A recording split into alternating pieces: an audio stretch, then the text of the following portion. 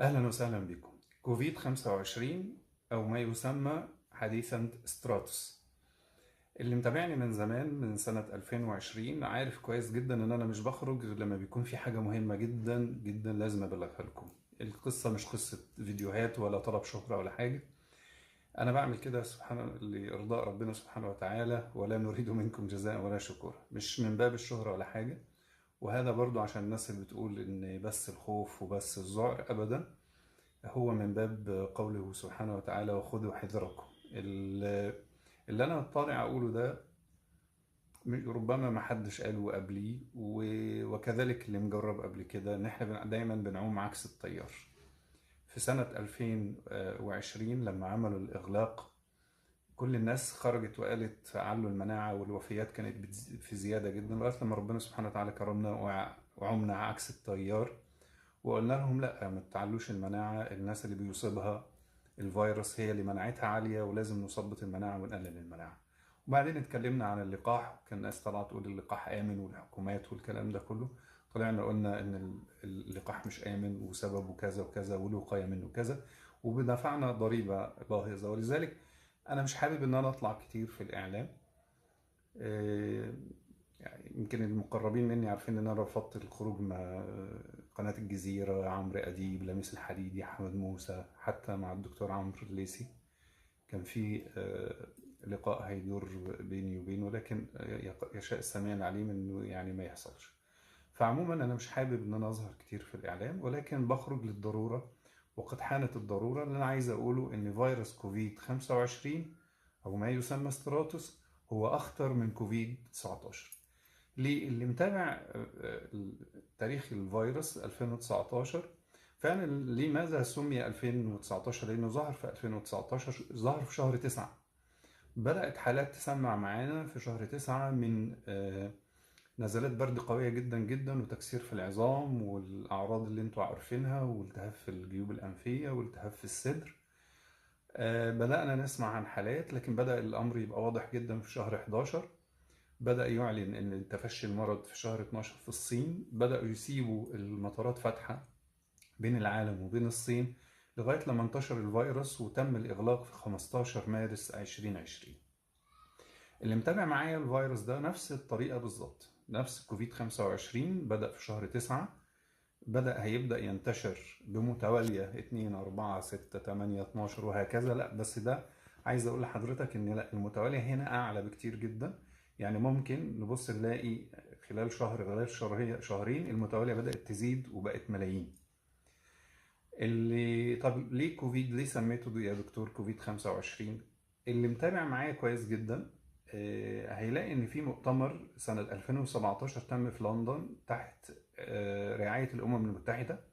تم دعوة فيه 127 دولة، وعملوا محاكاة لفيروس تفشى في البشرية.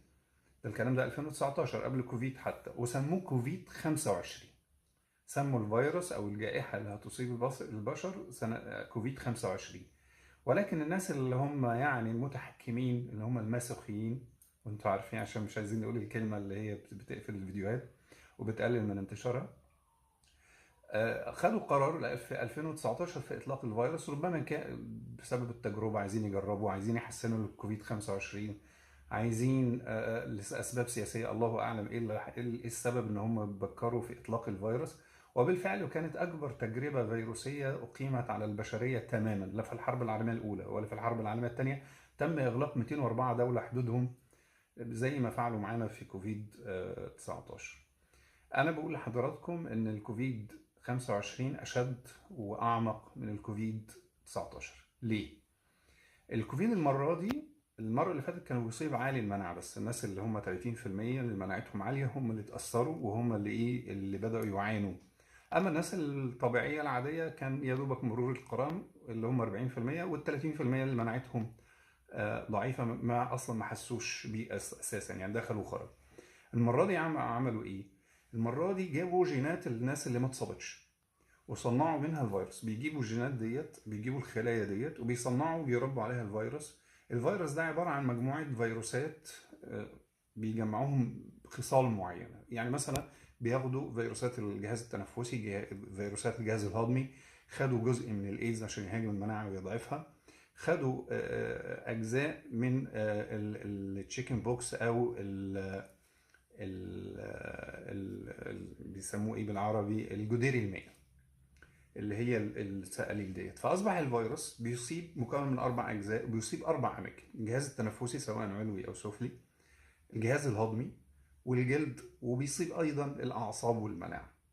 يبقى لما نيجي بقى نخش على الاعراض، يبقى الفيروس ده خطير جدا، اخطر من الكوفيد واسرع انتشارا، وبيصيب الناس اللي ما اتصابتش. يعني بيبدا ازاي؟ بيبدا هما بيرشوه عن طريق الكيمتريل، ولذلك سبحان الله ربنا سبحانه وتعالى بيفضحهم حتى في اساميهم. كلمه استراتوس ترجمتها باللغه العربيه اي السحابه، السحابه. ولما نروح للانجليزيه كلمه استراتوس ملهاش وجود غير استراتوسفير. كلمه الاستراتوسفير هي الطبقه الجويه اللي بيترش فيها الكيمتريل. الكيمتريل دي المواد الكيماويه اللي بيرشوها عشان تعمل امطار، وعشان للاسف الشديد يقدروا يتحكموا بالمناخ، ويقدروا يتحكموا في صحه البشر عن طريق المواد الكيماويه، فيروسات يقدروا يرشوها علينا. واحنا مبسوطين جدا واحنا عاملين معاهده بترعى الكيمتريل. للاسف الشديد الناس اللي بتسالني طب هو هيصيب الدول ايه؟ كل الدول اللي بيترش فيها كيمتريل هي دي الدول اللي ايه اللي هيصيبها. وهم بيقولوا لك بصراحه جدا كلمه استراتوس يعني السحابه، يعني جاي لك من فوق، يعني مش جاي لك من الصين، مش جاي لك من امريكا، مش جاي لك من اوكرانيا، لا جاي لك من الكيمتريل. طيب زي ما قلنا اعراضه بقى هتشمل الجهاز التنفسي العلوي.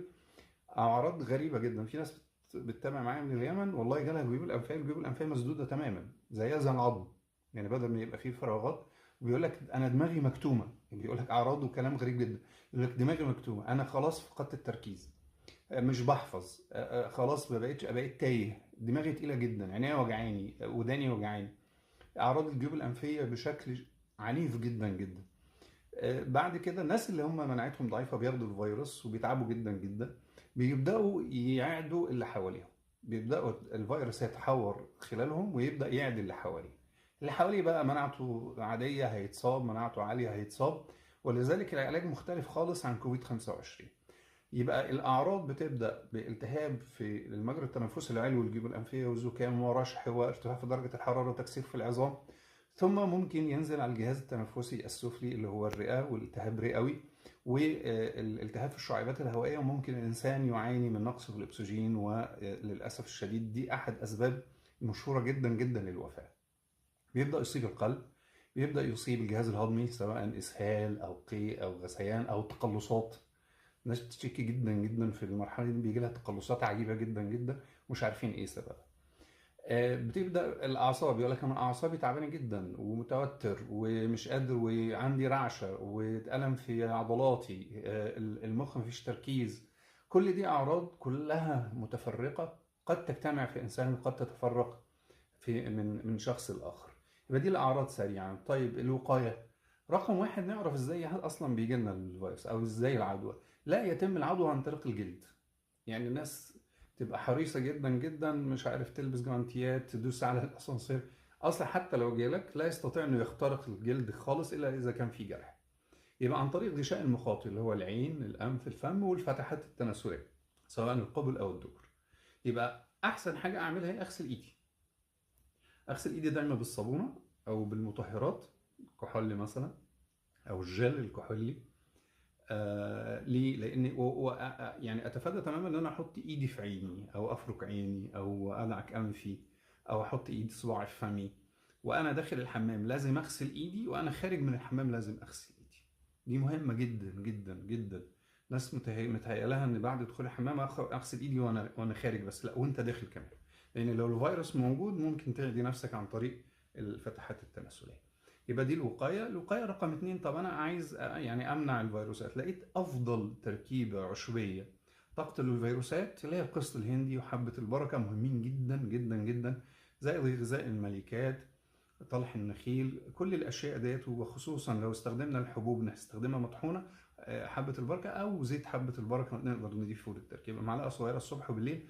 اعدكم ان شاء الله بفضل الله عز وجل ما يجيلكمش فيروسات خالص، لان دي مجربه وجربناها عليا انا شخصيا وعلى الاف الحالات اللي معايا، والحمد لله بتحمي تماما تماما من دخول الفيروس للجسم. طيب ايه العلاج؟ العلاج بقى مختلف. لان احنا بنتعامل مع ناس مناعتها ضعيفه، مش هينفع استخدم الكورتيزون. هو عايزك تستخدم الكورتيزون نفس البروتوكول اللي احنا ربنا انقذ بيه الناس. هم كانوا مخططين 5 مليار بني ادم يموت في كوفيد 19. الحمد لله ربنا سبحانه وتعالى كرمنا، لم يتخطى 6 مليون و7 من عشرة تقريبا حالة الوفيات. فهم يعني أصيبوا بالفشل وأصيبوا، وطبعا ربنا أكرمنا وبينا مشاكل اللقاحات، وطبعا دفعنا ثمن باهظ. يعني أنا سبت بلدي بسبب الموضوع، الكلام على اللقاحات يعني. فعموما الناس يا إما اللي واجهت الأكذوبة الخطيرة اللي تمت في 2019 دي، يا إما تم اغتيالهم، يا إما ضحوا بفلوسهم وعياداتهم وأحيانا عائلتهم. لكن عموما نسأل ربنا سبحانه وتعالى يجعله في ميزان حسنات. خارجين برضو نقول لكم ونحذركم، خلي بالكم، استعدوا وخلي بالكم الامور دي كلها بالوقايه، بتركيبه العسل، بالامور الهايجين. واحد بيسالني على الكمامه. الكمامه لا، انا لا احبذ الكمامه. الكمامه بالعكس بتزود ثاني اكسيد الكربون وبتزيد الحالات يعني ضررا. فانا رايي الكمامه يوزلس او ملهاش اي لزوم. اللي روج الكمامه المجرم اللي اسمه فاوتش في امريكا، هو اللي روجها، وكانوا عاملين كميات كبيره عشان يبيعوها ويستغلوا الناس ويضروهم برضو كما فعلوا في اللقاح. فالعلاج بيبقى مختلف. يبقى رقم واحد، الناس دي لازم افرق ما بين الناس العاديه او اللي مناعتها ضعيفه والناس اللي مناعتها عاليه. لازم افرق، نعمل صوره دم. لو الناس دي، طب انا عايز اعرفها من الهيستوري او التاريخ المرضي، قول له انت اصبت بكوفيد، يقول لك لا، اقول له خلاص يبقى انت مناعتك ضعيفه. هنبدا بمضاد حيوي. المضادات الحيويه للحالات البسيطه السيفالاكسين او الكيبوركس، والاوجمنتين او الكيورام اللي هي اموكسيسيلين كلافيولينيك اسيد، دي بنبدا بيهم.